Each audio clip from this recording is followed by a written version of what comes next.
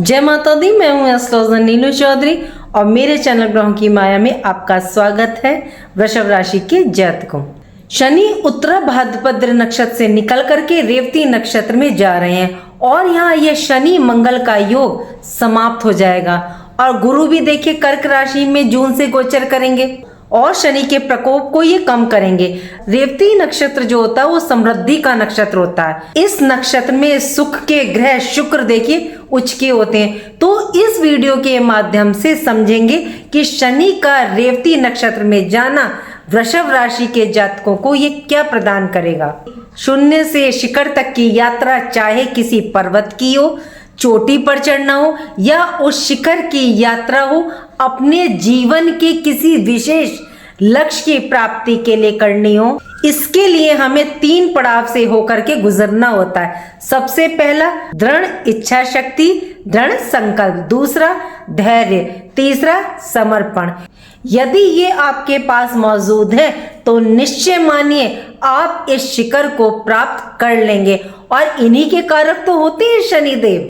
कर्म और न्याय के स्वामी शनिदेव 17 मई 2026 को उत्तरा भाद्रपद नक्षत्र छोड़ करके रेवती नक्षत्र में प्रवेश करने जा रहे हैं और ये घटना पूरे 27 वर्षों के बाद घट रही है। ये सिर्फ आम व्यक्ति किसी एक राशि की नहीं बल्कि पूरे विश्व को ये प्रभावित करेंगे। नोट कर लीजिए ये तारीख 17 मई 2026 को दोपहर 2:34 पर आपकी लाइफ में एक ऐसा बदलाव परिवर्तन होने जा रहा है जो आने वाले समय में आपके लिए कुबेर का खजाना खोल सकता है, धन का पिटारा खोल सकता है। और ये 3 जून 2027 तक शनिदेव रेवती नक्षत्र में रहेंगे। बीच बीच में ये वक्री होकर के उत्तरा भाद्रपद नक्षत्र में भी आएंगे। देखिए दिन, सप्ताह, महीने तो बदलते रहते हैं लेकिन 4 बड़े ग्रहों का परिवर्तन, गुरु, बृहस्पति, राहु, शनि, केतु का और सबसे ज्यादा महत्व ग्रहों का नक्षत्रों में गोचर लंबे समय तक हमारे जीवन पर प्रभाव डालता है। यदि सही और सटीक जानकारी प्राप्त करनी है तो नक्षत्रों को देखें, जरूर देखें। सबको एक जैसे रिजल्ट प्राप्त हो ये संभव नहीं है। वृषभ राशि देखिए कृतिका नक्षत्र, रोहिणी नक्षत्र और मृगशिरा नक्षत्रों से होकर के गुजरती है। नक्षत्र साधते हैं, मतलब किसी काम पर सटीक निशाना लगाते हैं और ग्रह क्या होते हैं, सध जाते हैं। लेकिन शनि से यदि आपको रिजल्ट प्राप्त करना है, साधना है तो ईमानदार रहना देखिए बहुत जरूरी है। किसी को परेशान मत करो, हक मत मारो, कर्म ही सबसे बड़ा धर्म है। वृषभ राशि वालों, आप बहुत लकी हो क्योंकि आपके भाग्य भाव के और कर्म भाव के स्वामी शनि है और शनि हर चीज को इंसान के जीवन में बहुत संघर्ष करवा करके ये प्रदान करते हैं। इससे ये देखने को मिलता है कि आप अपनी लाइफ में इतने अनुभवी हो जाते हो कि ज्ञान आपके पास होता है कि आप दूसरों के लिए लकी साबित होते हो। लेकिन पिछले कुछ समय से आपके भाग्य ने आपका साथ ही नहीं दिया। इनकम में बाधा, टेंशन काफी रही, अपनों का साथ नहीं मिला, आपकी सेविंग भी निकल रही है आपके लिए। लेकिन अब एक खुशखबरी है कि शनि देव आपके 11th हाउस में चंद्र राशि से, ये भाव उपचय भाव भी होता है देखिए, तो शनि यहाँ अच्छे रिजल्ट प्रदान करते हैं। ये आपकी इच्छा पूर्ति का, फ्रेंड सर्कल का, सोशल दायरे का होता है। शनि के लिए कहा जाता है कि शनि जिस भाव में बैठते हैं उस भाव का, उस घर का ये बुरा नहीं करते, बशर्ते आप शनि की ड्यूटी को यदि पूरा करते हैं, ईमानदार रहते हैं, डिसिप्लिन में रहते हैं, आलस को त्यागते हैं, छोटे मजदूरों की, तबके के लोगों की आप सेवा करते हैं, किसी का दिल नहीं दुखाते हैं, तो ये 100% रिजल्ट देते हैं। 17 मई से 9 अक्टूबर, अब आप कहेंगे कि मैं 9 अक्टूबर क्यों कह रही हूँ, क्योंकि ये बीच बीच में ना वक्री भी होंगे, वापस दूसरे नक्षत्र में भी आएंगे। तो 9 अक्टूबर तक ये रेवती में रहेंगे, फिर उत्तरा भाद्रपद में जाएंगे, फिर ये कुछ समय के बाद फिर रेवती में आ जाएंगे।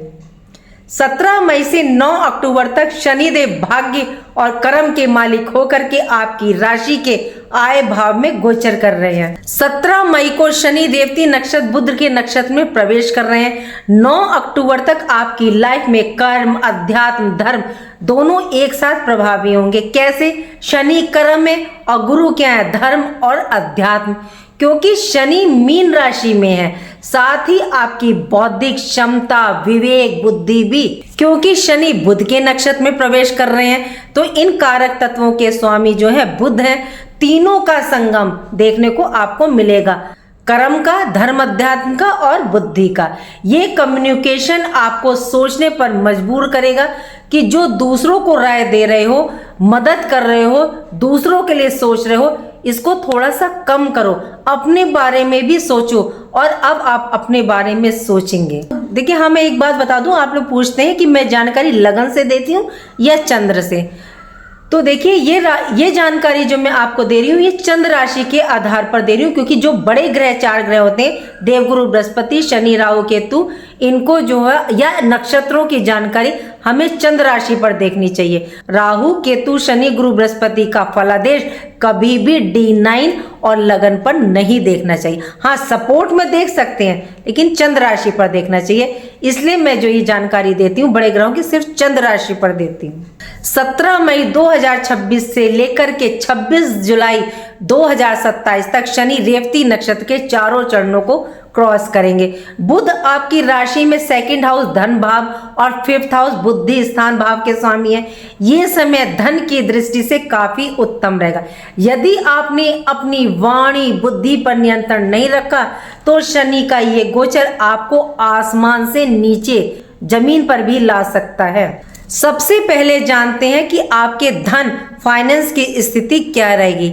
आपके भाग्येश और कर्मेश, यानी कि आपके 9th हाउस और 10th हाउस के जो स्वामी हैं वो शनि है, और लाभ, इनकम के भाव में। तो 17 मई से ये आपके धन भाव और पंचम भाव के स्वामी बुध के नक्षत्र में प्रवेश करेंगे। तो आप अपनी सेविंग, भूमि, मकान, वाहन पर ध्यान देंगे। आपके अंदर ना इस टाइम बदलाव आएगा।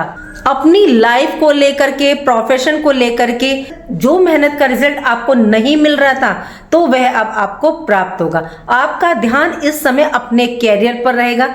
किसी बड़े बड़े लोगों से कम्युनिकेशन बनाना है, कैसे धन में वृद्धि करनी है। आय भाव के स्वामी शनि हो तो ऐसे लोगों से देखिए कार्मिक कनेक्शन ये करवाती है, जिनके आने से आपको ग्रोथ मिलती है। बुध आपके माइंड में आपकी बौद्धिक क्षमताओं को बढ़ाएंगे, जिससे आप अपनी इनकम, शोध साधन को इस टाइम बढ़ाएंगे। देखिए, यदि आप ईमानदार हैं तो 7.5 में भी आपको कोई परेशानी नहीं होगी। जैसे ही देखिए शनि राशि परिवर्तन करेंगे 2027 में, आप पर भी वृषभ राशि वालों 7.5 स्टार्ट हो जाएगी। इसलिए अभी थोड़ा सा चिल कीजिए। शनि की दृष्टियां भी बहुत इंपॉर्टेंट होती हैं। शनि की पहली, तीसरी दृष्टि आपके 1st हाउस पर, यानी लगन पर, यानी आप पर, आपकी सोच पर, आपकी पर्सनैलिटी पर। तो इस टाइम आप पॉजिटिव सोचें, नकारात्मकता को अपने अंदर ना आने दें, किसी को हर्ट ना करें, कष्ट ना दें, मेहनत और कर्मठता के साथ कार्य करें।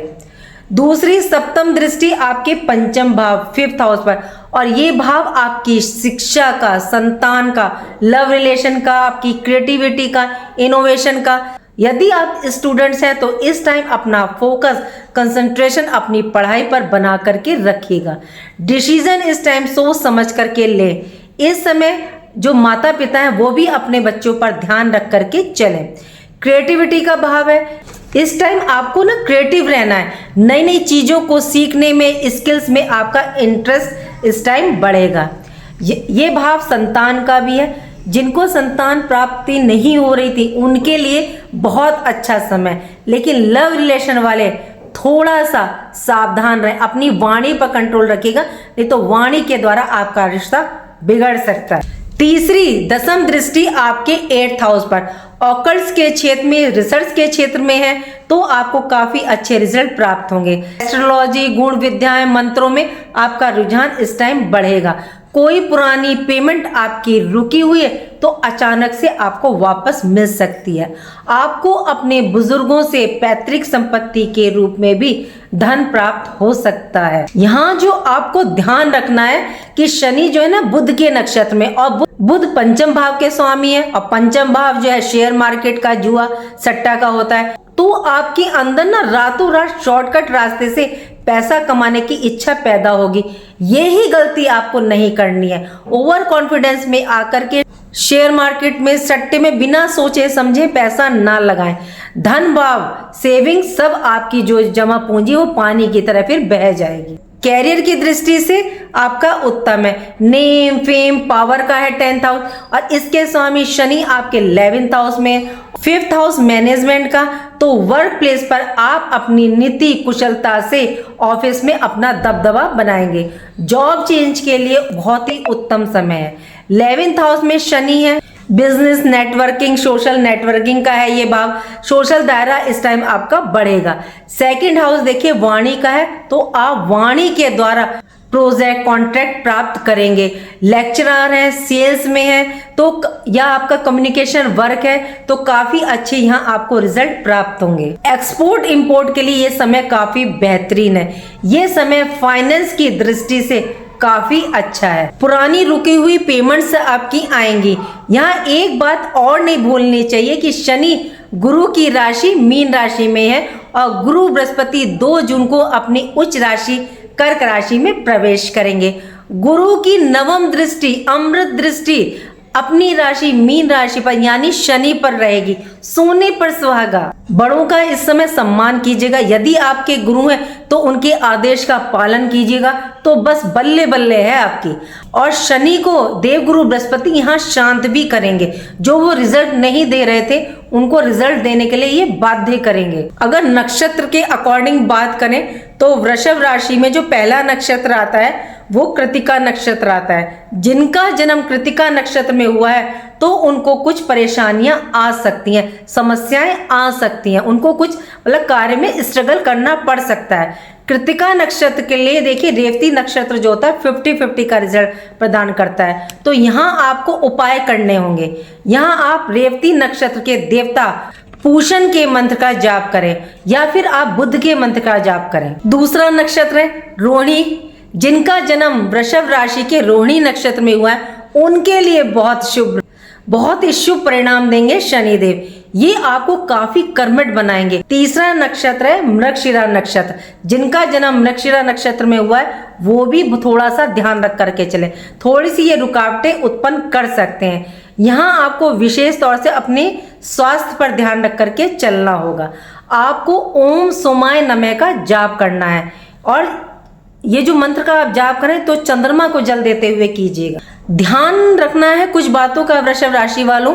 अपनी वाणी पर देखिए कंट्रोल रखिए, क्योंकि 2nd हाउस मारक भाव बोला जाता है और इसके स्वामी बुध हैं और शनि बुध के ही नक्षत्र में आ रहे हैं। तो वाणी पर प्लीज कंट्रोल रखिए। बहुत तोल मोल का सोच समझ के बोलें। कोई इन्वेस्ट करना है शेयर मार्केट में पैसा बहुत सोच समझ करके लगाएं। स्वास्थ्य पर ध्यान रखें। नाक कान गले का ध्यान रखें। खान पान का ध्यान रखें अपना। जो जानकारी मैंने आपको दी आपको पसंद आई होगी। पसंद आई है तो लाइक कीजिएगा। कमेंट बॉक्स में हर हर महादेव लिखिए और मेरे चैनल ग्रहों की माया को सब्सक्राइब कीजिए। यदि आप चैनल पर नए हैं तो प्लीज चैनल को लाइक करें, सब्सक्राइब करें और कमेंट बॉक्स में हर हर महादेव लिखें। राधे राधे, जय माँ बाबा।